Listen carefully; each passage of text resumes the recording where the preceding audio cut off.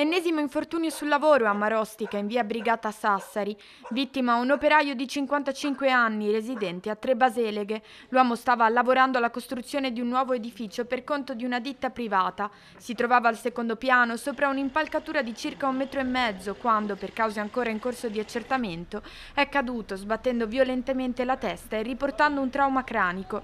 È successo poco prima delle 10 del mattino. I soccorsi sono arrivati immediatamente. L'operaio, che sanguinava dal capo, è stato stabilizzato sul posto e assistito con la maschera dell'ossigeno. Successivamente è stato trasportato con l'elisoccorso, atterrato nel campo da calcio vicino, all'ospedale di Vicenza. Al pronto soccorso è stato sottoposto alla TAC e quindi inviato in reparto. La prognosi è riservata.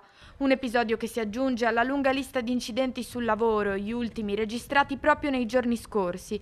Nel padovano, a Saunara, l'imprenditore cinquantenne Stefano Contiero è morto mentre installava dei pannelli fotovoltaici sul tetto di una villa.